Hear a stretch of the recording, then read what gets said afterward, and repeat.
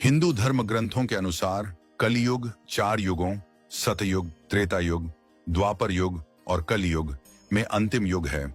भगवान वेद व्यास द्वारा रचित पुराणों और वेदों के अनुसार कलयुग की कुल अवधि 4,32,000 मानव वर्ष होती है। कलयुग की शुरुआत महाभारत युद्ध के बाद मानी जाती है, जब श्री कृष्ण इस पृथ्वी से अपने धाम को प्रस्थान कर गए थे। कलयुग की कुल अवधि 4,32,000 वर्ष है और अब तक लगभग 5,127 वर्ष बीत चुके हैं। अभी भी 4,26,873 वर्ष बाकी हैं, यानी कलयुग अभी अपने शुरुआती चरण में ही है।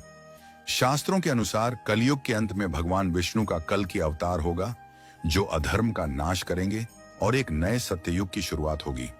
शास्त्रों और पुराणों में कलयुग को पाप और अधर्म का युग बताया गया है। इसमें मनुष्यों का नैतिक पतन होगा, धर्म की हानि होगी और समाज में अराजकता फैलेगी। कलयुग में निम्नलिखित प्रकार के अधर्म होंगे। लोग सत्य बोलना छोड़ देंगे और झूठ को अपनाएंगे। अधर्म को धर्म का रूप देकर प्रस्तुत किया जाएगा। सच्चाई और ईमानदारी का महत्व खत्म हो जाएगा। धर्म के नाम पर पाखंड और ढोंग बढ़ेगा। साधु संतों की जगह नकली बाबाओं का प्रभाव बढ़ेगा। लोग धर्म को सिर्फ स्वार्थ और लाभ के लिए इस्तेमाल करेंगे। माता पिता का सम्मान कम होगा, संस्कारों की हानि होगी, भाई भाई के बीच द्वेष और कलह बढ़ेगा। गुरु शिष्य संबंध कमजोर होंगे। शिक्षक सिर्फ धन कमाने के लिए पढ़ाएंगे। लोग वासना, काम वासना में अंधे हो जाएंगे। धन और सत्ता के लिए हत्या, छल कपट, धोखा देंगे। चोरी, डकैती, भ्रष्टाचार और अनैतिक आचरण बढ़ेगा। स्त्रियों का सम्मान कम होगा और उनके साथ दुर्व्यवहार बढ़ेगा। समाज में नैतिकता की गिरावट के कारण स्त्रियां सुरक्षित नहीं रहेंगी। विवाह जैसे पवित्र संबंधों को स्वार्थ और लाभ के लिए इस्तेमाल किया जाएगा। राजनीति में बेईमानी और भ्रष्टाचार बढ़ेगा। राजा, नेता स्वार्थी होंगे और जनता का शोषण करेंगे।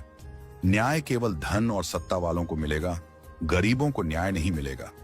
पृथ्वी पर प्राकृतिक आपदाएं, भूकंप, बाढ़, सूखा बढ़ेंगी। जलवायु परिवर्तन से खाद्य संकट पैदा होगा। मनुष्यों का अधर्म बढ़ने से धरती माता कष्ट में रहेगी।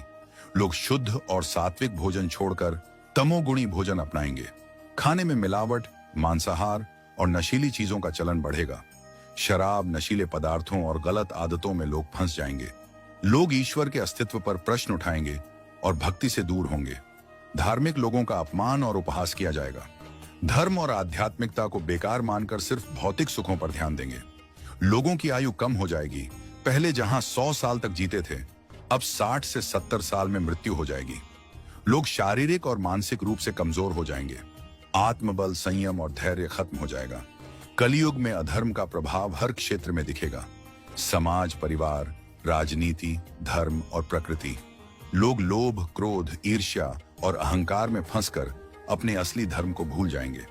लेकिन फिर भी जो सच्चे भक्त होंगे, वे भगवान का नाम जपकर और धर्म के मार्ग पर चलकर कलयुग के प्रभाव से बच सकते हैं।